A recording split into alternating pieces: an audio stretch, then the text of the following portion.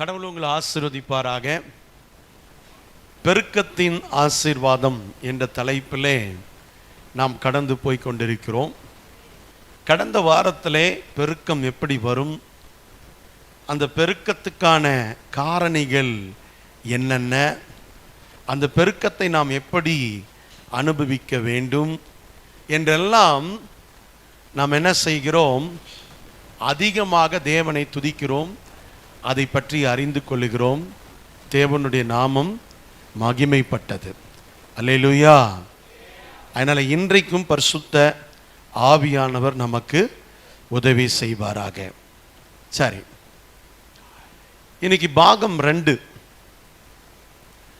இந்த பாகம் 2ல் நம்ம என்ன அறிந்து கொள்ள வேண்டும் என்று சொன்னால், பழைய ஏற்பாட்டுக்கும் புதிய ஏற்பாட்டுக்கும் உள்ள அந்த பெருக்கத்துக்கான அந்த ரேஷியோ, அந்த வித்தியாசங்கள் அல்லது அதற்குள்ள இருக்கக்கூடிய விஷயங்களை நாம் புரிந்து கொள்ள வேண்டும். புதிய ஏற்பாட்டிலும் இந்த பெருக்கத்தின் ஆசீர்வாதத்தை தேவன் உண்மையாக வைக்க அவர் உண்மையுள்ளவராக இருக்கின்றார். அல்லேலூயா. கர்த்தருடைய நாமம் மகிமைப்படுவதாக. கர்த்தருடைய நாமம் மகிமைப்படட்டும். ஏசாயா தீர்க்கதரிசன புத்தகம் 60ஆம் அதிகாரம் 22வது வார்த்தையை நாம் கவனிப்போம். 22. சின்னவன் ஆயிரமும் சிறியவன் பலத்த ஜாதியும் ஆவான். நல்லா கவனிங்க. பைபிள் என்ன சொல்லுகிறது என்று சொன்னால், சின்னவன் 1000 ஆவான், சிறியவன் பலத்த ஜாதியாக மாறுவான். இது கர்த்தர் நமக்கு கொடுக்கிற வாக்கு தத்துவம். பெருக்கத்தின் ஆசீர்வாதம் பாகம் 2ல் நம்ம பார்க்க போற ஒரு விஷயம் என்னன்னா, கர்த்தர் நம்மளை 1000 மடங்காக பெருக பண்ணுகிறவர். நீங்க எவ்வளவு சின்ன சூழ்நிலையில் இருந்தாலும் சரி, நீங்க எவ்வளவு சிறிய இடத்துல நீங்கள் இருந்தாலும் சரி, நீங்க எவ்வளவு ஒரு சிறிய காரியத்தில் இருந்தாலும், ஒரு மிகப்பெரிய எல்லையின் பெருக்கத்துக்குள்ளே தேவன் உங்களை வழிநடத்த விரும்புகிறார். தேவனுடைய ஆசீர்வாதமே பெருக்கம். பெருகிறதுன்றது அவருடைய ஆசீர்வாதத்தில் ஒன்று. இதை என்ன சொல்லலாம், மல்டிப்ளை, அபாண்டன்ஸ் போன்ற நிறைய ஆங்கில வார்த்தைகளில் இதை சொல்ல முடியும். இன்க்ரீசிங் இல்லையா, உயர்த்துதல், மேன்மைப்படுத்துதல், இப்படி எத்தனையோ விதமான கருத்துக்களை நீங்கள் இந்த வார்த்தைக்கு நீங்கள் பெற முடியும். பைபிள் என்ன சொல்லுது அப்படின்னா, சின்னவன் சிறியவன் 1000 பெருக பண்ணுகிற ஒரு காரியம்தான் தேவனுடைய காரியம். உபாகமம் 1:11 போன வாரம் சொன்னேன். இப்போது இருக்கிற நிலைமையை பார்க்கிலும் உங்களை என்ன செய்வாராம் ஆண்டவர், 1000 மடங்கு பெருக பண்றேன் அப்படின்றார். ஏசியால சொல்லும் போது சொல்றார், சின்னவனை எப்படி பெருக பண்ணுவேன், 1000 பெருக பண்ணுவேன். ஒரு அல்லேலூயா சொல்லுவீங்களா? பக்கத்தில் இருக்கிற கை கொடி சொல்லுங்க. பெருக பண்ணுகிறவர் நம்ம ஆண்டவர். நீங்க கவலைப்படாதீங்க. ஒருவேளை நீங்க ஒரு சாதாரணமான நிலையில் நீங்க இருந்தாலும், பரிசுத்த ஆவியானவர் உங்க வாழ்க்கையில கிரியை செய்வார். யோர்தானை கடந்த பிறகு தேவன் அவர்களை நடத்தின விதம் ஆசீர்வாதமான ஒரு விதம். அந்த ஆசீர்வதிக்கப்பட்ட விதத்தில் ரொம்ப மிக முக்கியம் என்னன்னா, ஆபிரகாமுக்கு சொன்ன அந்த வாக்கு தத்தங்களை நினைவு கூர்ந்து தேவன் அவர்களை வானத்து நட்சத்திரங்களைப் போல பெருக பண்ணார். அப்படி பெருகிக்கிட்டே இருக்கிறாங்க. நீங்க யாத்திராகமத்தில் நீங்கள் விரைந்து வந்தால் ஒரு விஷயத்தை புரிந்து கொள்ள முடியும். 1ஆம் அதிகாரத்தில் 7ஆம் வசனத்தை நீங்கள் எடுத்து வாசித்து பாருங்கள். அங்கே எப்படிப்பட்ட ஒரு ஆசீர்வாதம் உண்டாகிறது என்று நீங்கள் அறிந்து கொள்வீர்கள். இஸ்ரவேல் புத்திரர் மிகுதியும் பழுகி ஏராளமாக பெருகி பலத்திருந்தார்கள். தேசம் அவர்களால் நிறைந்தது. This is what the God's blessing. Amen. மிகுதியும் பழுகி ஏராளமாய் பெருகி. இப்போ 5 பேர் இருக்கிறாங்க அப்படின்னா அடுத்த வருஷம் 10 பேரா இருப்பாங்க, இல்லை அதுக்கு அடுத்த வருஷம் 10 பேரா இருப்பாங்க இல்லையா? அந்த 10 பேர்த்துக்கு தேவையான இடம், அந்த 10 பேர்த்துக்கு தேவையான தண்ணீர், அந்த 10 பேருக்கு தேவையான ஆகாரம், 10 வருஷத்துல பார்த்தா அது 1000. அந்த 1000 பேருக்கு தேவையான இடம், 1000 பேருக்கு தேவையான வசதிகள் இல்லையா? இப்படி பெருகிக்கிட்டே இருக்கிறாங்க. இதனால என்ன நடந்தது? 10ஆம் வசனத்தை கவனிங்க.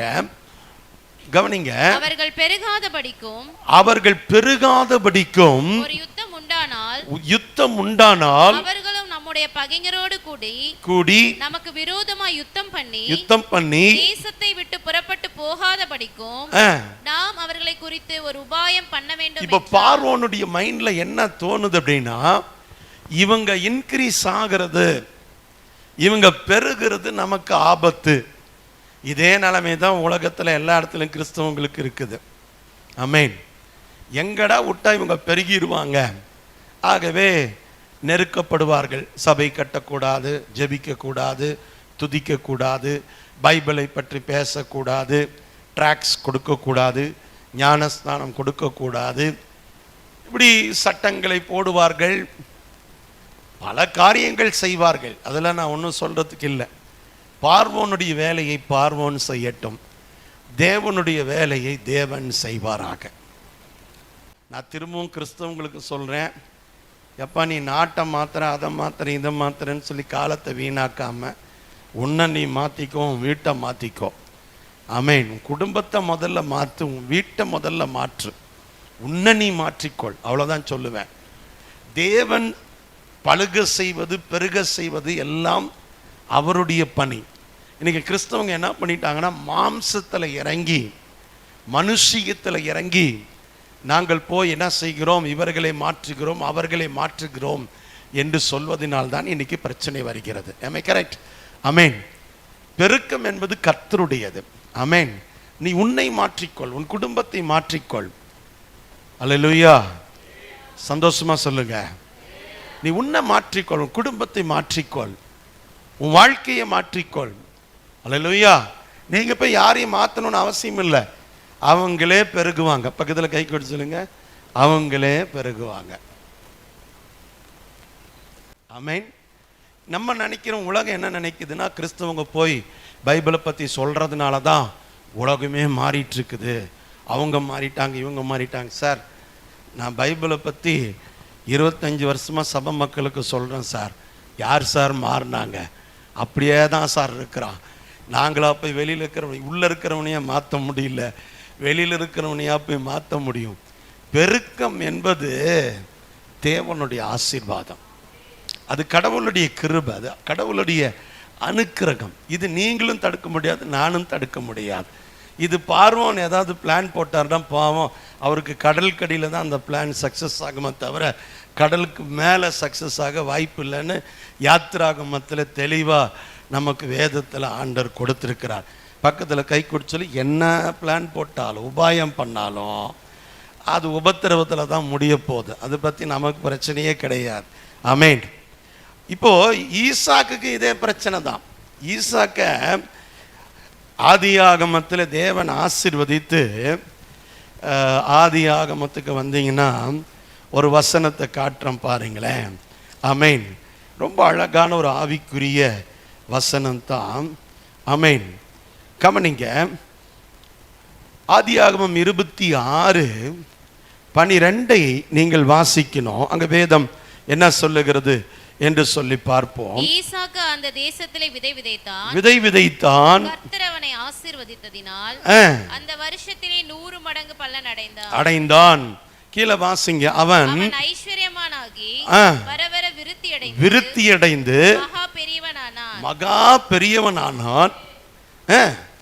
அவனுக்கும் அவன் ஆட்டு மந்தையும் மாட்டு மந்தையும் அநேக பணிவிடைக்காரரும் பெருகி இருந்தபடினாலே பெலிஸ்தியர் அவன் பேரில் பொறாமை கொண்டு, நல்ல கவனிங்க, பொறாமை வந்தது. ஆமென். நிறைய பேர் என்கிட்ட கேட்குறீங்க, நான் படிச்சிருவணும்னு சிலருக்கு பொறாமை பாஸ்டர், நான் நல்ல வாழ்க்கையில் தொழில் செஞ்சு முன்னேறிவணும்னு பொறாமை பாஸ்டர். என்னை வளரவே விட மாட்டேன்றாங்க. நான் எங்கடா ஒரு இடம் வாங்கி வீடு கட்டிடுவணும்னு எனக்கு என் மேலே பொறாமை. எங்கடா கல்யாணம் பண்ணி நல்ல நிலைமைக்கு போயிடணும் அப்படின்னு ஒரு பொறாமை. அங்கே பார்வனுக்கு ஒரு எரிச்சல். அதுக்கு தான் உபாகமம் 4:24 சொன்னேன். அவனுக்கு ஒரு பக்கம் எரிஞ்சுது, இவருக்கு ஒரு பக்கம் எரிஞ்சுது. இவர் என்ன பண்ணார், உள்ளே போட்டு மொத்தமாக அமுக்கிட்டார். ஆமென்.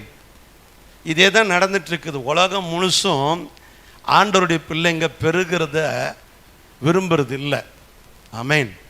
பர்மிஷன் கேட்டால் என்ன வேணாலும் கட்டு, பர்மிஷன் கொடுக்குறேன், என்ன பண்ணாத. ஏன் அவன் பர்மிஷன் கொடுக்க மாட்டேன்றான்னா அவனுக்கு தெரியும் இவங்க பெருகுவாங்க. அப்போ அவங்க நினைக்கிறாங்க பர்மிஷன் கொடுக்கலனாலும் இவங்க பெருகுவாங்கன்னு அவங்களுக்கு தெரியாது. ஆமென். பக்கத்தில் கை கொடுத்து சொல்லுங்க, உலகம் கடல் மாதிரி.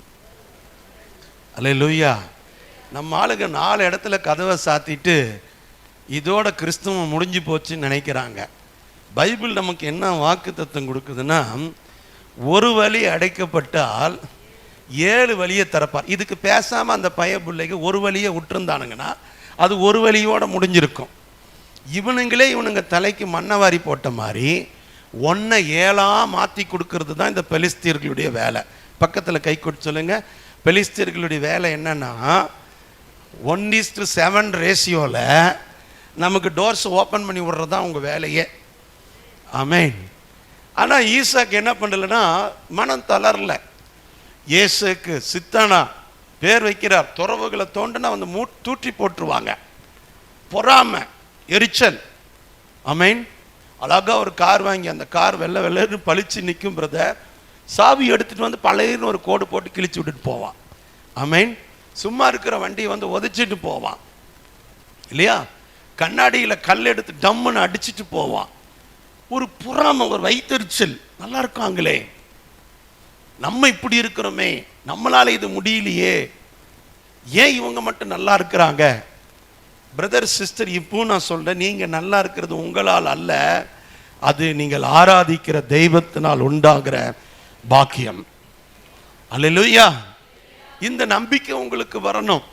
திரும்பவும் சொல்றேன், ரிவைவல்ன்ற பேர்ல மனுஷிகத்தில் இறங்கி போய் எங்கி கிறிஸ்தவத்தின் பேரை கெடுக்காம சாட்சியுள்ள ஜீவியம், கனியுள்ள ஜீவியம், சுவிசேஷத்தை நேர்த்தியாய் பிரசங்கிக்கிற வார்த்தைகள் இருந்தாலே இந்திய தேசத்தில் மிகப்பெரிய ஒரு பெருக்கத்தை நீங்கள் பார்க்க முடியும். அல்லேலூயா. இன்னைக்கு கிறிஸ்தவர்கள் செய்ய வேண்டிய ரிவைவல் இதுதான். புரட்சி எதில் காட்டணும் தெரியுமா? புரட்சியை உன்னுடைய வாழ்க்கையில் காட்டணும். மிகப்பெரிய புரட்சியாளர்களுடைய ஒரு சரித்திரத்து பின்னணி எடுத்துப்பாரு. அவன் போதிக்கிறத நிறுத்திட்டு வாழ்க்கையை போதனையாக மாற்றியிருப்பான். இன்றைக்கும் அவன் வாழ்க்கையை நம்ம படித்து போதிக்கிறதை கற்றுக்கொள்ள முடியும். அவன் தான் ஒரு சரித்திர புருஷனாக மாற முடியும்.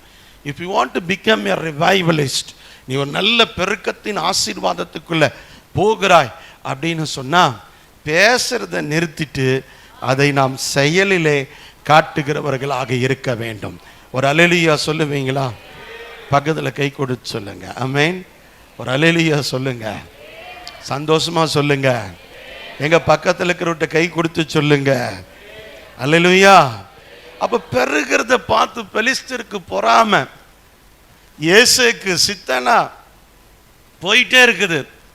கடைசியில் என்னாச்சு தெரியுமா? மனம் தளராம போய் தோண்டிக்கிட்டே இருக்கிறார் துறவை. இப்ப என்னாச்சு தெரியுமா? ஒரு இடத்துல பெலிஸ்தியர் நின்னுட்டான் டயர்டாய். பக்கத்தில் கை கொடுத்து சொல்லு, பெலிஸ்தியர் டயர்ட் ஆகலாம், ஆனா கர்த்தருடைய பிள்ளைங்க டயர்ட் ஆகவே கூடாது. ஆமென். ஒன்றில் ஃபெயிலியர் ஆயிட்டோன்னு சொல்லி அப்படியே முடங்கி போய் உட்காரக்கூடாது. இன்னைக்கு நிறைய பேர் அப்படி இருக்கிறீங்க. ஐயோ போச்சு இல்லையா, போச்சு, இதோட லைஃப் முடிஞ்சிச்சு. நான் 7th ஃபெயில் ஆன போது நான் யோசித்தேன், முடிஞ்சு போச்சுடா நம்ம வாழ்க்கை. இல்லை, திரும்பி எதிர்நீச்சல் அடிப்போம்னு அடித்தேன். 9th ஒருக்கா தடிக்கி விழுந்து ஃபெயில் ஆகி போயிட்டேன். ஆமென். என் கூட படித்த பசங்கள்லாம் எனக்கு மேலே போயிட்டானுங்க. எனக்கு அவமானம். எனக்கு 2 வருஷத்துக்கு பின்னால் வந்தவனெல்லாம், நான் 10th படிக்கும் போது என் கூட படித்தவன் +2 படிச்சுட்டான். என்னை அண்ணான்னு கூப்பிடுவான், கடைசியில் அவன் பார்த்தாக்கா டே நல்லா இருக்கேன்னு கூப்பிடுவான் என்னைய. புரியுதா?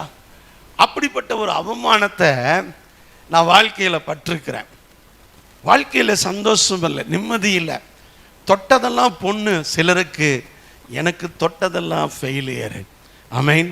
எது செஞ்சாலும் அது ஃபெயிலியர், எது செஞ்சாலும் அது நடக்காது, எது செஞ்சாலும் அந்த வாழ்க்கையில் முன்னேற முடியாது.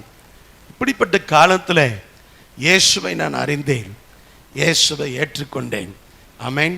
இன்னைக்கு நான் மாஸ்டர்ஸ் முடித்து இன்னைக்கு ஒரு டாக்டரேட் வாங்குகிற அளவுக்கு நான் படித்து மேலே வர்றதுக்கு ஒரு காரணம் நான் அல்ல, என்னை பலப்படுத்துகிற கிறிஸ்து. ஒரு அல்லேலூயா சொல்லுவீங்களா? திரும்ப உங்களுக்கு சொல்கிறேன், மனசை விட்டுறாதீங்க, மனசை விட்டுறாதீங்க. ஈசாக்கு மாதிரி ஃபைட் பண்ணுங்க. முடிஞ்சு போச்சு நினைக்காதீங்க, தொடர்ந்து முன்னேறு. என் காதில் எப்பவுமே ஒரு சத்தம் கேட்கும், தொடர்ந்து முன்னேறு, விடாத, ஓடு. ஆமென். அல்லேலூயா. சில நேரத்தில் நம்ம லைஃபே க்ளோஸ் ஆயிட்ட மாதிரி தெரியும், முடிஞ்சு போச்சுடா வாழ்க்கை. ஆமென். முடிந்து போன இடத்தில் துவக்கத்தை கொடுக்கிறவர் ஆவியானவர். புரியுதா? இந்த பிஸ்னஸ் போச்சு, முடிஞ்சு, இதில் என்ன பண்ணலாம், அடுத்து என்ன பண்ண முடியும், அடுத்து என்ன வழியே இல்லையே. ஏசேக்க பார்த்து உட்கார்ந்துராதே, சித்தனாவை பார்த்து உட்கார்ந்துராதே, ரெகோபோத்தை பார்த்து முன்னேறிக்கொண்டே இருப்பதுதான் பெருக்கத்துக்கான ஒரு அடையாளம். சிஸ்டர்ஸ், பிரதர்ஸ், நீங்கள் போகிற இடத்துல, வேலை செய்கிற இடத்துல உங்களுக்கு வில்லி இல்லைன்னு நினைக்கிறீங்களா? நான் கேட்குறேன்.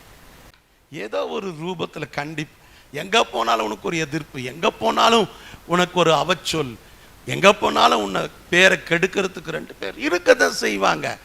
பெலிஸ்தியன் நமக்கு இருப்பது நல்லது, பக்கத்தில் கை கொடுத்து சொல்லு.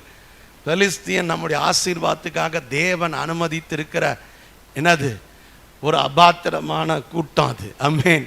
அதனால நீ ஒன்றும் கண்டுக்காத, பெலிஸ்தியர்களை பார்த்துல கவலைப்படாத. மினி இட்லி வாங்கி அதில் அன்னபூர்ணா சாம்பாரை ஊற்றி ரசித்து ருசித்து இப்படி வலிச்சு எடுத்து சாப்பிடுவில்ல, அப்படி பெலிஸ்தீனுக்கு முன்னால் உட்காந்து சாப்பிடு. முடிஞ்ச ஒரு பிரெட் அல்வாவும் கூட சேர்ந்து சாப்பிடு. பெலிஸ்தீனுக்கு எரியட்டும், எரியட்டும், எரிந்து கருகி சாம்பலாகட்டும். ஆனால் கர்த்தருடைய பிள்ளைகள் உயர்ந்து கொண்டே போவார்கள். திரும்ப சொல்கிறேன், நீ அவனை பார்த்துட்டு ஃபாஸ்டிங் போட்டு ஐயோ பெலிஸ்தீனே, ஐயோ அம்மோனியன் வந்துட்டானே, அமுல்ராஜ் வந்துட்டானேன்னு சொல்லிடாத. அம்மோனியன் வந்துட்டானே, ஐயோ அமலேக்கியன் வந்துட்டானே, ஐயோ இவன் என் பேரை கெடுக்கிறானே, இவன் என்னுடைய வாய்ப்பை தட்டிட்டு போயிடுவானே. சில நேரத்தில் பிஸ்னஸ்லாம் அப்படி தான் இருக்கும். இத்தனை பேர், நம்ம ஒரு வேலைக்கு 10 பேர் போட்டி போடுவான். இப்போ அப்படி ஐயோ நமக்கு கிடைக்காம போயிருமோ இந்த வேலை. சிஸ்டர், பிரதர், உன்னோடது எல்லாம் உன்னோடது தான். பக்கத்தில் கை கொடுத்து சொல்லு, டே தம்பி, நீ காலேஜ் படிக்கும் போது ஒருத்தரை பார்த்து ஆசைப்படுவேன். ஆமென். அவங்கள கவர் பண்ணுறதுக்கு என்னென்னமோ பண்ணுவேன், பார்த்தா வேற ஒருத்தன் தட்டிட்டு போயிடுவான். ப்ராக்டிக்கல்டா இது. ஆமென். இது உண்மைடா. நீங்கள் இப்போ பார்க்குறீங்க, சிரிக்கிறான் பாரு ஒருத்தன், அவனுக்கு தெரியும் என்னடா நான் பிக்கப் பண்ணலான்ற நேரத்தில் வேற ஒருத்தர் லிஃப்ட் கொடுத்துட்டானே. This is all happening. Amen. இதெல்லாம் நடக்கும் வாலிப வயசில். உடனே நம்ம பையனை பண்ணுவான், போச்சு வாழ்க்கை முடிஞ்சிச்சு அப்படின்னு நினச்சிட்டு ஃபெயிலியர்ன்ற ஒரு ஸ்டேட்டஸ்க்கு போய் தான் அவன் என்ன பண்ணுறான், படிப்பில் கான்சென்ட்ரேட் பண்ண மாட்டேன்றான். உண்மையிலே ஓப்பனாக சொல்ல போனால் உனக்குரியது உனக்குரியது தான். ஆமென். உனக்கு கிடைக்க வேண்டிய வேலை இன்னொருத்தனுக்கு போயிடும், உனக்கு கிடைக்க வேண்டிய வாய்ப்பு இன்னொருத்தருக்கு போயிடும். டீச்சர் உனக்கு கொடுக்குற பாக்கியத்தை இன்னொருத்தருக்கு கொடுத்துரும். நீ என்ன டிஸப்பாயிண்ட் ஆகி வருவேன். மம்மி நான் நல்லா படிக்கிறேன், சில குழந்தைங்க என்கிட்ட சொல்லிச்சு, நான் நல்லா படிக்கிறேன், எனக்கு எல்லா திறமையும் இருக்குது, ஆனால் எங்கள் டீச்சர் என்ன பண்ணுறாங்க, என்னை கடைசி பெஞ்சில் கொண்டு போய் உட்கார வச்சு என்னை கஷ்டப்படுத்துகிறாங்க. தொலைஞ்சு போச்சு. அது ஏசேக்கு, அது சித்தனா. உனக்கு ஒரு ரெகோபோத் இருக்குது. என்னெல்லாம் கடைசி பெஞ்சு தான். நானும் ஆசைப்பட்டு முன்னால் பெஞ்சில் உட்கார்ந்தாலும் என் வாத்தியார், ஏன்னா நான் கொஞ்சம் உயரமாக இருக்கேன், அமல்ராஜ் எந்திரிச்சு பின்னால் போ அப்படின்னு. ஆமென். என்னை எத்தனை ஸ்கூல் வாத்தியாருக்கு என்னை பின்னால் அனுப்பிச்சாங்க தெரியுமா? என் வாத்தியார், பரலோகத்து வாத்தியார் என்ன பண்ணார், ஏன்டா பின்னாலேயே இருக்கிற, வாடா முன்னாலன்னு கொண்டு வந்து முன்னால் நிற்க வச்சார். நான் திரும்ப உனக்கு சொல்கிறேன் கேளு, எவ்வளோக்கு எவ்வளோ இந்த உலகம் உன்னை பின்னால் தள்ளுதோ அவ்வளோக்கு அவ்வளோ நம்ம வாத்தியார் உன்னை முன்னால் தள்ளுவார். You come forward. இந்த நம்பிக்கை இருக்கிறவங்க மட்டும் கரங்களை உயர்த்தி ஒரு ஆமேன்னு சொல்லுங்க பார்க்கலாம். நீ ஃபோக்கஸ் உன்னுடைய ஸ்டடீஸில் கான்சென்ட்ரேட் பண்ண, உன் பிஸ்னஸில் கான்சென்ட்ரேட் பண்ண.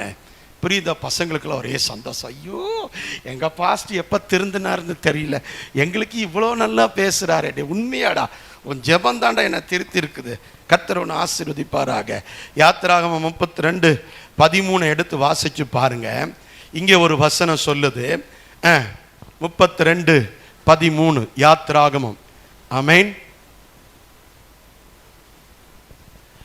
உமது தாசராகிய ஆபிரகாமையும் ஈசாக்கையும் நினைத்தருளும் உங்கள் சந்ததியை வானத்து நட்சத்திரங்களைப் போல பெருக பண்ணி சொன்ன இந்த தேசம் முழுவதையும் உங்கள் சந்ததியார் என்றென்றைக்கும் சுதந்தரித்துக் கொள்ளும்படிக்கு அவர்களுக்கு கொடுப்பேன் என்று உம்மை கொண்டே அவர்களுக்கு ஆணையிட்டு சொன்னீரே என்று கெஞ்சி பிரார்த்தித்தான். ஆமென். பிரார்த்தனை பண்றது ஆமென் அவ்வளவு ஒரு பாக்கியம்.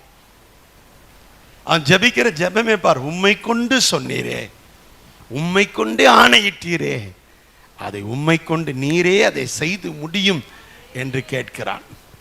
அல்லேலூயா. லேவியராகமம் 26:9 யாராவது ஒருத்தர் எடுத்துக்கங்க. ஆமென். லேவியராகமம் 26:9 வாசிங்க.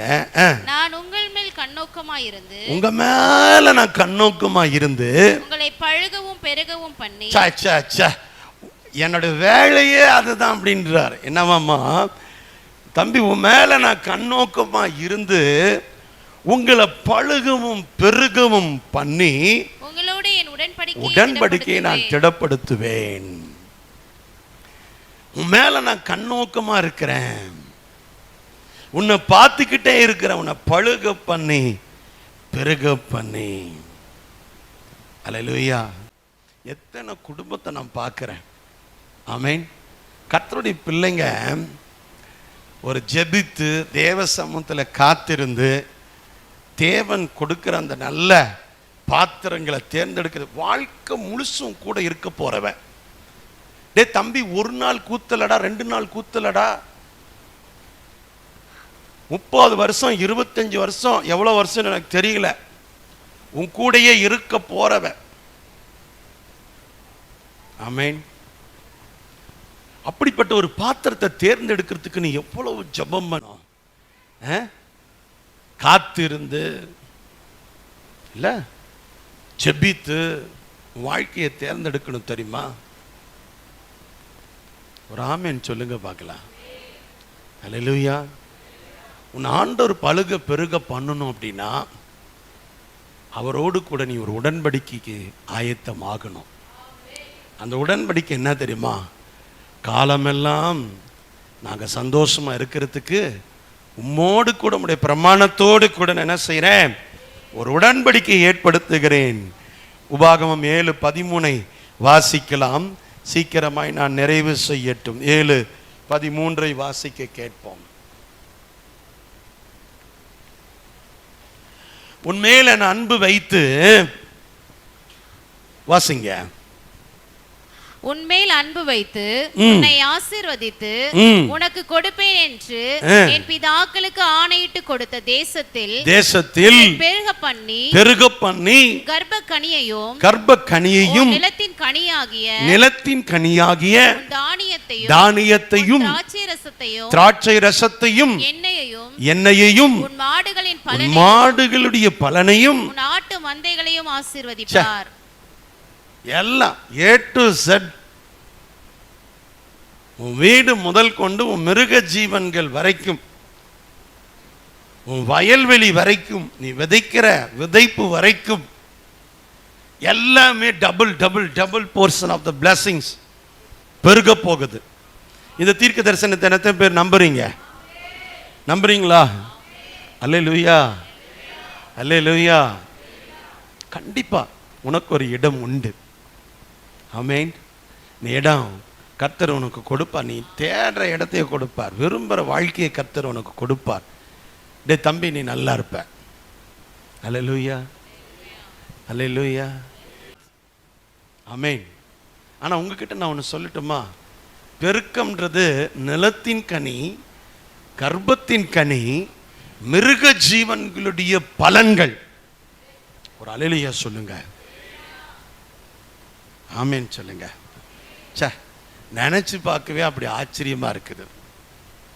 நிறைய பேர் சாப்பிட்றது தான் ஆசீர்வாதம் நினைக்கிறீங்க. சாப்பாடு ஆசீர்வாதம் தான், ஆமென், இல்லைன்னு சொல்லலை. நல்லா சாப்பிடு, பக்கத்தில் கை கொடுச்சல், நல்லா சாப்பிடு. நீ தான் யூடியூப் பார்க்குற, எந்தெந்த கடையில் என்னென்ன கிடைக்கும், என்னென்ன விற்கிறாங்க, என்னென்ன ரேட்டுக்கு விற்கிறாங்க, எந்த கடையில் போனால் என்ன ஸ்பெஷல் எல்லாம் பார்த்து ரெடியாக வச்சுருப்பான் ஃபிங்கர் டிப்ஸில். ஆமென். டேடி வெளியே கூட்டிகிட்டு போகிறேன்னா, டேடி அந்த கடைக்கு போகலாம். உனக்கு எப்படா தெரியும்? போகலாம் டேடி, வாங்க, எனக்கு தெரியும் அப்படிங்கிறான். ஆமென். பக்கத்தில் கை கொடுச்சல, அது பெருக்கம் அல்ல. நிறைய பேர் இப்படி தான் இருக்காங்க. ஆமென், அல்லேலூயா. வாசிங்க 8:1 வாசிப்போமா? உபாகமம் 8:1. நீங்கள் பிழைத்து பெருகி. ஐயோ, பிழைத்து பெருகணுமா? எப்படி பெருகணுமா?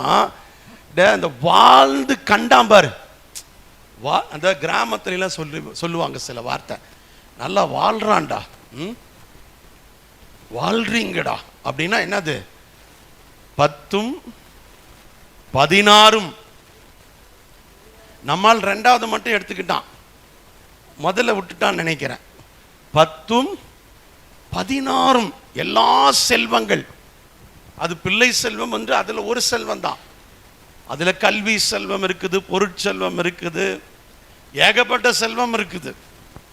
இந்த எல்லா செல்வமும் நீ பெற்று பிழைத்து பெருகி கர்த்தர் உங்களுக்கு பிதாக்களுக்கு ஆணையிட்டு கொடுத்த தேசத்தில் பிரவேசித்து அதை சுதந்திரிக்கும்படி நான் இன்று உங்களுக்கு விதிக்கிற எல்லா கட்டளைகளையும் செய்ய சாவதானமாயிருப்பீர்களாக. ரொம்ப ஜாக்கிரதையா இருந்து பிரமாணத்தை மட்டும் கடைபிடி, நீ பிழைத்து பெருகுவ. ஒரு அல்லேலூயா சொல்லுங்க. பாருங்க, எங்க அப்பா பட்ட கஷ்டம் இப்ப நான் படல. ஆஃப்டர் சால்வேஷன், அந்த ரட்சிப்புக்குள்ள வந்த உடனே, கர்த்தரை தேட ஆரம்பிச்ச உடனே எங்க குடும்பத்துடைய நிலைமை மாறிடுச்சு. எங்க அண்ணனுங்களும் சரி, நானும் சரி. எங்களுடைய ஃபோர் ஃபாதர்ஸுடைய கஷ்டம் இப்போ இல்லை. இப்போ ஒரு சில கஷ்டங்கள் இருந்தாலும் அந்த நிலைமையை தாண்டி இன்னொரு நிலைமைக்குள்ள நாங்கள் வந்துட்டோம். இப்போ இனி வர்ற தலைமுறை எங்களை விட இன்னும் பெஸ்டான ஒரு தலைமுறையாக மாறப்போகுது. ஆமென். இப்படி அடுத்தடுத்த தலைமுறைகள் பெருக்கத்துக்குள்ள போகணும். அடுத்தடுத்து தலைமுறைகள் ஆசீர்வாதத்துக்குள்ள கடந்து போகணும். உபாகமம் 28 நாளையும் சிஸ்டர் வாசிப்பாங்க. இப்பொழுது வாசிங்க பார்க்கலாம். உன் கர்ப்பத்தின் கனியும் உன் நிலத்தின் கனியும் உன் மாடுகளின் பெருக்கமும் உன் ஆடுகளின் மந்தைகளும் ஆகிய உன் மிருக ஜீவன்களின் பலனும் ஆசீர்வதிக்கப்பட்டிருக்கும். எல்லா இடத்துலயும் கர்ப்பத்தின் கனின்னு சொல்லி ஆட் பண்றார். ஆமென். எந்த ஸ்கேன் ரிப்போர்ட்டையும் பார்க்காம சொன்ன ப்ராமிஸ் இது. am I correct? சில டாக்டர்ஸ்லாம் ஸ்கேன் ரிப்போர்ட் பார்த்துட்டு, டெஸ்ட் எல்லாம் பார்த்துட்டு உனக்கு வாய்ப்பு இல்லைன்னு சொல்லுவாங்க. எந்த ஸ்கேன் ரிப்போர்ட்டையும் பார்க்காம தேவன் சொல்ற ப்ராமிஸ் எல்லா இடத்துலையும் உன் கர்ப்பத்தின் கனின்னு சொல்லுவார். அப்போ அவர் எதை பார்க்குறாருன்னா, அவர் ஸ்கேன் ரிப்போர்ட்டை பார்க்கல. அவர் எதை பார்க்குறாரு? என் பிள்ளைய நான் ஆசீர்வதிக்கணும், என் பிள்ளை என்னை தேடுது, என் பிள்ளைங்க என்னை தேடுது, என் வார்த்தையை கடைபிடிக்குது, என் சத்தியத்தை கை கொள்ளுது, என்னோட ஒரு உடன்படிக்கை ஏற்படுத்தி இருக்குது. என் பிள்ளை என்ன நிலைமையில் இருந்தால் என் பிள்ளைகளை நான் ஆசீர்வதிப்பேன், பெருக பண்ணுவேன். அல்லேலூயா. விசுவாசிக்கிறீங்களா சார்? உண்மையா கடவுளுடைய ஆசீர்வாதம் சார் அது. ஆமென். நிறைய பேருக்கு அந்த ஆசீர்வாதம் புரியல. ரைட். வாசிங்க. பிதாக்கள் சுதந்தரித்த தேசத்தை நீ சுதந்தரிக்கும்படிக்கு உன் தேவனாகிய கர்த்தர் அதில் உன்னை சேர்த்து உனக்கு நன்மை செய்து பிதாக்களை பார்க்கல உன்னை பெருக பண்ணுவார். அடிச்சாரு ஒரு கோலு. ஆபிரகாமின் பிளெஸிங், ஆபிரகாமின் பிளெஸிங்னே உட்கார்ந்துட்டு இருக்காதீங்கடா. உன் பிதாக்களுடைய ஆசீர்வாதத்தை பார்க்கலும் உன்னை இன்னும் மேல கொண்டு போவேன்றார்.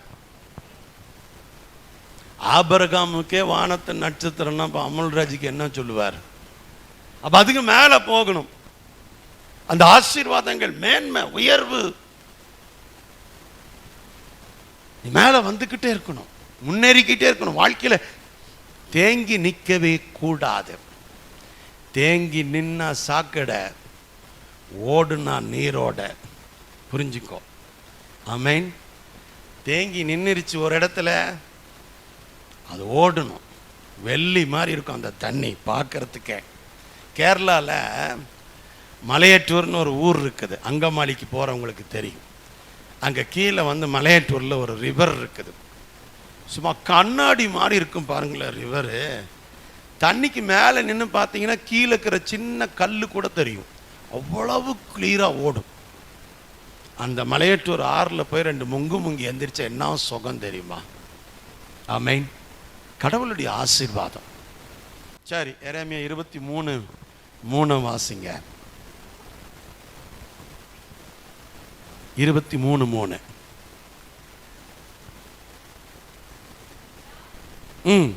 நான் என் நாடுகளின் மீதியாயிருப்பவர்களை துரத்தி இருந்த எல்லா தேசங்களிலிருந்து சேர்த்து அவைகளை திரும்ப அவைகளின் தொழுவங்களுக்கு கொண்டு வருவேன். அப்பொழுது அவைகள் பழுகி பெறும். ஒரு அல்லேலூயா சொல்லுங்க பார்க்கலாம். இங்க ஆண்டவர் என்ன சொல்றாருன்னா, சிதறுண்டு இருக்கிற என்னுடைய மந்தை, என் மந்தை பெருகணும் அப்படின்னா அது தொழுவத்துக்கு வரணும். அது தொழுவத்துக்கு வந்தால் தான் அதுக்கு ப்ராப்பர் கேர் அப்படின்றது இருக்கும். இந்த ஆயிரக்கணக்கான ஆடுகளை மேய்க்கிற ஆட்டு இடையர்கள் மேய்க்கிறத நான் பார்த்துருக்கேன். அந்த மாடுகள், ஆடுகள் 5 மணி ஆச்சுன்னா ஆட்டோமேட்டிக்காக நடந்து தன் எஜமானுடைய வீட்டை நோக்கி நடக்கும். பார்த்துருக்கீங்களா யாராச்சும்? அதுங்களுக்கே தெரியும் டைமிங். அந்த சூரியன் அஸ்தமிக்கிற டைம். யாரும் போய் வாங்க வாங்கன்னு இந்த பாஸ்டருக்கு சபைக்கு வாங்க வாங்கன்னு கூப்பிட்ற மாதிரி கத்த வேண்டிய அவசியமே இல்லை. அதாவது ஒரு கத்து, ஒரு அம்மா ஆடு ஒரு கத்து, ஒரு அலறும். கத்துன உடனேயே எனக்கு மெமிக்ரி பண்ண வர, நான் கத்துனா நீங்கள் பயந்துருவீங்க, அதனால் கத்துன உடனே மற்ற குட்டி ஆடுகளாம் துள்ளி குதிச்சுட்டு அந்த அம்மாவுக்கு பின்னால் வந்துடும். இப்படி எல்லாம் 4 இடத்துல 5 இடத்துல கத்துன உடனே எல்லாம் ஒன்று சேர்ந்து ஒரு ரோட்டில் ஓரமாக, அது ஓரமாக தான் நடக்குங்க. ஆமென். நடந்து நடந்து நடந்து நடந்து நடந்து போய் எங்கே போகும் தெரியுமா? தொழுவங்களுக்கு. ஏன் தொழுவங்களுக்கு போகுதுன்னா, அந்த தொழுவங்கள் தான் பாதுகாப்பு. அந்த தொழுவங்களில் தான் மெய்ப்பன் அந்த தொழுவங்களை அதை பராமரிக்க முடியும். இந்த சர்ச் கான்செப்ட் ஏன் சபையை ஊழியம் செய்கிறவங்களுக்கு ஏன் மெய்ப்பர்னு பேர் வச்சார்? சாஃப்ட்வேர் இன்ஜினியர்னு பேர் வச்சிருக்கலாம் இல்லை, மேஸ்திரின்னு பேர் வச்சிருக்காமல்ல, மெய்ப்பர்னு ஏன் வச்சார்? அப்படின்னா அந்த மெய்ப்பன் அந்த தொழுவங்களில் கொண்டு அந்த தொழுவங்களில் பராமரிக்கிறது.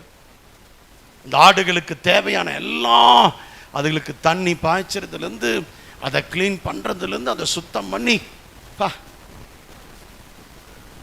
கொடுத்து வச்ச ஆடுக. தொழுவத்துக்கு கரெக்டாக வர்ற ஆடுக வனாந்தரத்திலேயே தங்கணும்னு நினச்சிச்சு, மாட்டுச்சு. ஏதோ ஒன்று கையில் எது கையில் மாட்டலைன்னாலும் ரோட்டில் போகிற ஒரு டிவிஎஸ் 50 காரனாவது நிறுத்தி தூக்கிட்டு போயிடுமா. இன்றைக்கி ஒரு ஆடு 15,000 18,000 20,000க்கு போகுது. புரியுதா? கொண்டு போனால் பிரியாணி ஒன்றும் பண்ண முடியாது. கவனிக்க. 36:11 எசேக்கியேல் வாசிக்க கேட்போம். 36:11 சிஸ்டர் வாசிங்க. உங்கள் மேல் உங்கள் மனுஷரையும் மிருக ஜீவன்களையும் பெருகி பழுகும்படி வர்த்திக்க பண்ணுவேன். கரங்களை தட்டி ஒரு அல்லேலூயா. இதுக்கு முதல்ல ஒரு வார்த்தை, சபைக்கு தீர்க்க தரிசனம் இது. ஆமென். ஒரு சபை, ஒரு தொழுவம், இந்த தொழுவத்தில் நல்ல மெய்ப்பர் என்ற ஒரு மெய்ப்பர் உண்டு. நான் அவருக்கு அசிஸ்டண்ட், அவருக்கு கீழே வேலை செய்கிற ஒரு சின்ன ஒரு ஊழியக்காரன், ஒரு வேலைக்காரன், அவ்வளோதான். ஆனால் உண்மையான மெய்ப்பர் யாரு? யோவான் 10 படி இயேசு கிறிஸ்து. அந்த தொழுவத்துக்கு வந்துடணும். அந்த தொழுவத்தில் வரும்பொழுது தான் அந்த மந்தைக்கு பாதுகாப்பு, அதுக்கு ஆசீர்வாதம். கர்த்தர் அதை வர்த்திக்க பண்ணுவார். அல்லேலூயா. வாசிங்க பார்க்கலாம். சிஸ்டர் வாசிங்க. பூர்வ நாட்களில் நீங்கள் இருந்த நிலைமையில் நான் உங்களை ஸ்தாபித்து உங்கள் முந்தின சீரை பார்க்கிலும் உங்களுடைய முந்தின சீரை பார்க்கிலும் உங்களுக்கு நற்சீர் உண்டாக செய்வேன். உங்களுக்கு நற்சீர் உண்டாக செய்வேன். அதனால் நான் கர்த்தர் என்று அறிந்து கொள்வீர்கள். அப்பா, நீ உண்மையா காட தெரிஞ்சிக்குவ, உன்னை வர்த்திக்க பண்ணுவேன்றாரு. இன்னொரு வசனத்தை வாசிப்போம். 36:30 வாசிப்போம். 36:30 வாசிங்க பார்க்கலாம். நீங்கள் இனிமேல் ஜாதிகளுக்குள்ளே பஞ்சத்தினால் உண்டாகும் நிந்தையை அடையாதபடிக்கு விருட்சத்தினுடைய கனியையும் வயலின் பலன்களையும் பெருக பண்ணுவேன். கரங்களை தட்டி ஒரு அல்லேலூயா சொல்லுங்க. அல்லேலூயா, அல்லேலூயா. 29 வாசிங்க. உங்கள் அசுத்தங்களை எல்லாம் நீக்கி உங்களை ரட்சித்து உங்கள் மேல் பஞ்சத்தை கட்டளையிடாமல் கோதுமையை வரவழைத்து அதை பெருக பண்ணிட்டு தான் அடுத்த லெவலுக்கே அவனை கொண்டு போவாராம். பஞ்சத்தை டோட்டலா அகற்றிடுவார். 10ஆம் தேதி ஆச்சுன்னா அத்தான் முகத்தை பார்த்து இப்படி சொல்றீல்ல, போச்சு. 15ஆம் தேதி ஆச்சு, ஆயிப்போச்சுங்க எல்லாமே. இது இல்லை, அது இல்லை, இல்லை இல்லை இல்லை இல்லை, எல்லாமே வரும். ஆமென். நிறைவான ஆசீர்வாதம், நிறைவான ஆசீர்வாதம். வாரம் 8 லட்சம் ரூபாயை தூக்கி கொண்டு போய் ஒருத்தனுக்கு உண்டியல்ல போடுறதுக்கு பலன் இருக்குதுன்னா நீ யோசிச்சுப்பா. நீ ஆராதிக்கிற தெய்வம் எப்படிப்பட்டவர், நீ துதிக்கிற தெய்வம் எப்படிப்பட்டவர், எவ்வளவு உயர்த்துறவர். உன்னை ஏன் உனக்கு அந்த நம்பிக்கை இல்லாம போயிடுச்சு? நம்ம கிறிஸ்தவங்க இன்னும் சரியா ப்ராப்பரா ஆண்டவருடைய வல்லமைய, ஆண்டவருடைய மகிமைய, ஆண்டவருடைய மகத்துவத்தை இன்னும் நீங்களும் நானும் புரிஞ்சிக்கல. அவருடைய பிரமாணத்தை கடைபிடி, அவருடைய சத்தியத்தை கடைபிடி, அவரோடு கூட உடன்படிக்கை பண்ண. எப்படி பெருக பண்ணுவாராம்? 36-37 எசேக்கியேல் எடுத்து வாசிச்சீங்கன்னா எப்படி பெருக பண்ணுவாராம் பாருங்க. கர்த்தராகிய ஆண்டவர் சொல்கிறது என்னவென்றால், என்னமா இஸ்ரவேல் வம்சத்தாருக்காக நான் இதை அனுக்கிரகம் செய்யும்படி அவர்கள் என்னிடத்தில் விண்ணப்பம் அவங்க ஜெபிச்சாலே போதும், மந்தை பெருகிறது போல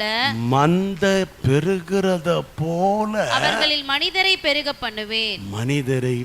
பண்ணுவேன். மந்த பெருகிறது மாதிரி பெருகிக்கிட்டே இருப்பீங்க.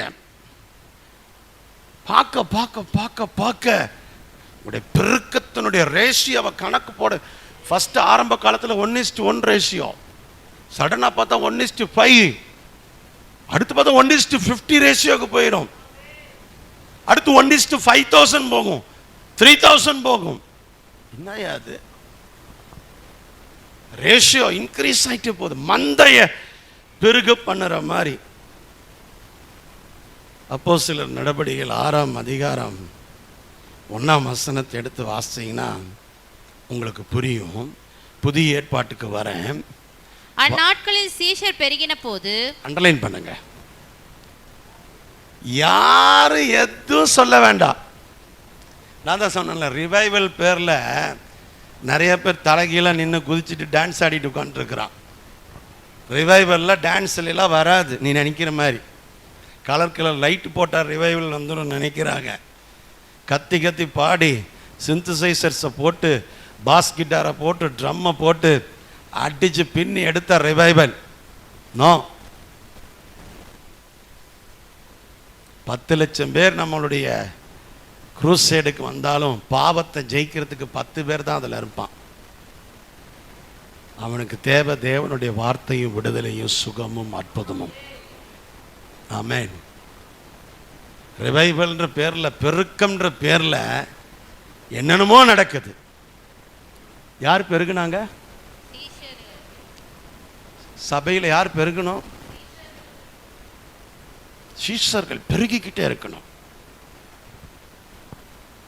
நான் வந்தேன், நான் மட்டும்தான் இருப்பேன்னு சொல்றவங்க மட்டும் ஒரு அல்லேலூயா சொல்லுங்க பார்க்கலாம். நல்ல வேலை சொல்லல. மந்தை பெருகுகிறதை போல யார் பெருகணும்? சீஷர்கள். இந்த தரிசனம் நமக்கு வேணும். நம்ம சபையில சீஷர்கள் பெருகணும், இளம் வாலிபர்கள் பெருகணும், இளம் ஊழியர்கள் பெருகணும், சுவிசேஷம் அறிவிக்கிறவர்கள் பெருகணும், தேவராஜ்யத்தை கட்டுகிறவர்கள் பெருகணும். எல்லா சபைகளுக்குள்ள இந்த தரிசனம் வரணும். 6:7 சொல்றாரு பாருங்க. 6:7 சொன்னாரு, வேத வசனம் விருத்தி அடைந்தது, விருத்தி அடைந்து சீஷருடைய தொகை எருசலேமில் மிகவும் பெருகிற்று. மந்தை பெருகிற மாதிரி பெருகுதா? அப்ப மந்த தொழுவத்துக்குள்ள பெருகுச்சு. ஆசாரியர்களில் அநேகரும் விசுவாசித்து கீழ்ப்படிந்தார்கள். அண்டர்லைன் பண்ணுங்க பிரதர். இந்த ஆசாரியர்கள் யாரு? மோசேயின் பிரமாணத்திலே பயிற்சிவிக்கப்பட்டவர்கள். அவ்வளோ சீக்கிரம் கிறிஸ்துவுக்கிட்ட வர்றதுக்கு வாய்ப்பு இல்லை. ஆனா வசனம் பெருகிய பொழுது சீஷர்களுடைய தொகை பெருகிற்று. இப்ப புரியுதா உங்களுக்கு? சபை இன்க்ரீஸ் ஆகணும், பெருகணும். சபையில என்னைக்கு பெருகணும்னா வசனம் விருத்தி அடையணும், வசனம் பெருகணும். நீங்க வேற எண்ணெயை பூசிட்டு மண்ணில் உருண்டாலும் ஒற்ற மண்ணு தான் ஒட்டுமே தவிர சபை பெருகாது. சபை பெருகணும் அப்படின்னா வார்த்தையில விருத்தி அடையணும், தேவ வசனத்தில் விருத்தி அடையணும். அந்த வார்த்தை தான் ஜீவன். ஆசாரியர்களும் அநேகர் விசுவாசத்தை என்ன செய்வாங்க? கீழ்ப்படிவாங்க. 7ஆம் அதிகாரம் 18 வாசிங்க. அப்போஸ்தலர் நடபடிகள் 7:18. யோசேப்பை அறியாத வேறொரு ராஜா தோன்றின காலமளவும் ஜனங்கள் எகிப்திலே பழகி பெருகினார்கள். ஜனங்களை பெருக பண்ணுகிறவர். பக்கத்தில் கை கொடுத்து சொல்லுங்க, ஜனங்களை பெருக பண்ணுகிறவர். அப்படியே சீஷர்களுடைய தொகை பெருகிற்று. 12:24 வாசிங்க சிஸ்டர். அது அல்லேலூயா. என்ன வளர்ந்து பெருகிட்டுங்க? வேர்ட். எந்த அளவுக்கு தேசத்தில் பழைய ஏற்பாட்டினுடைய பெருக்கம் இஸ் டிஃப்ரெண்ட். நியூ டெஸ்டமென்ட் பெருக்கம் அப்படின்றது என்னன்னா வேர்ட் ஆஃப் காட், வார்த்தை. இந்த வார்த்தையில பெருகிக்கிட்டே இருக்கணும். சபைக்குள்ள தேவனுடைய வார்த்தை, சபை மக்களுக்குள்ள தேவனுடைய வசனம். வசனம் தான் ஓடிக்கிட்டே இருக்கணும் அவங்க மைண்டில். எப்பவுமே வார்த்தையை உச்சரிக்கணும், வார்த்தையை சொல்லி ஜெபிக்கணும், வார்த்தையை சொல்லி அறிக்கை செய்யணும். செஞ்சு பாருங்க, இந்த இடம் காணாது. இப்போ வேணா வரும்போது ரொம்ப ஃபீலிங்கோடு வந்தேன். இத்தனை கார் வந்து நிற்குது, பார்க்கிங்க்கு இடம் வேணும். ஸ்டேடியம் வரும், நமக்கு இங்கெல்லாம் இடம் கொடுக்க மாட்டேன்றாங்க. சரி, அது ஒரு விதத்தில் நல்லது தான். ஸ்டேடியத்தில் பார்க்கிங் போட்டுக்க வேண்டியது தான். போய் அதென்ன 2 லட்சம் பேருக்கு பார்க்கிங் கட்ட போகிறாங்கல்ல, அதில் நாமளும் போட்டுக்கு ஒரு 50 ரூபா கொடுத்து போட்டு வர வேண்டியது தான். நம்ம தான் பெருகிடுவோம் ஆசீர்வாதத்தில். அப்புறம் பார்க்கிங்க்கு 30 ரூபா கொடுக்குறதையா நீங்கள் யோசிக்க போகிறீங்க? ஃபாஸ்டேகில் மைனஸ் பண்ணிக்கிடான்ட்டு வருவீங்க. நீங்களே பெரிய ஆளுங்கப்பா. கர்த்தருக்கு ஸ்தோத்திரம். கர்த்தர் உங்களை ஆசீர்வதிப்பாராக. 16:5 வாசிங்கம்மா.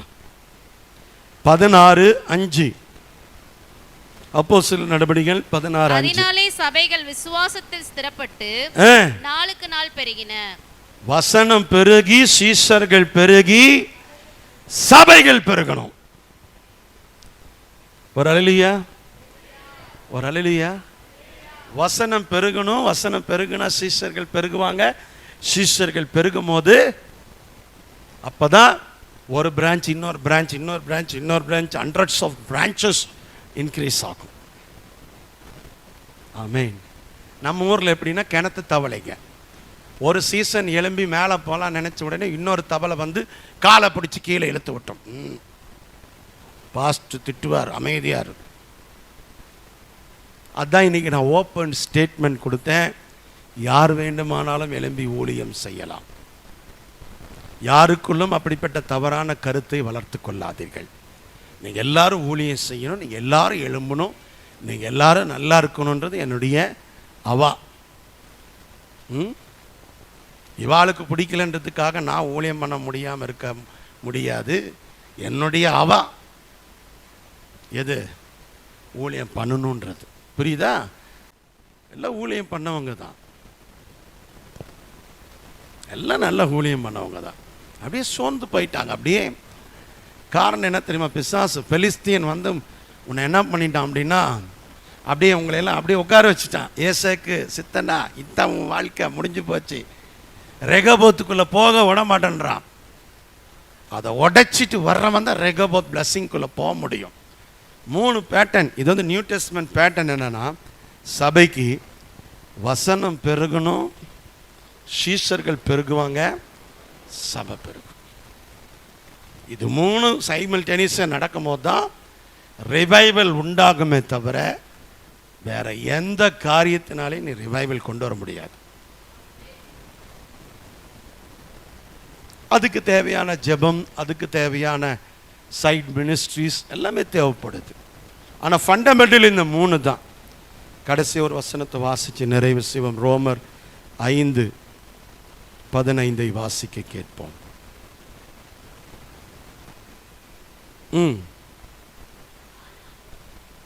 ஆனாலும் மீறுதலின் பலன் கிருபையின் வரத்தின் பலனுக்கு ஒப்பானதல்ல. எப்படியெனில் ஒருவனுடைய மீறுதலினாலே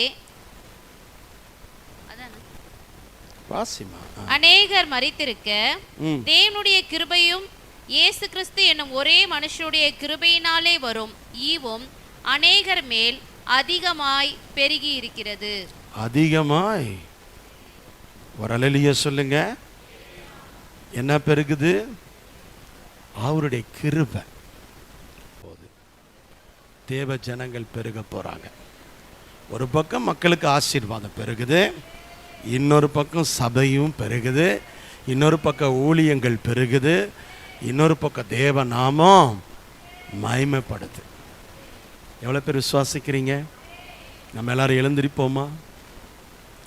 உங்கள் கரங்களை வானத்துக்கு நேராக உயர்த்தி நீங்கள் ஜெபிக்க ஆரம்பியுங்கள். Thank you Holy spirit.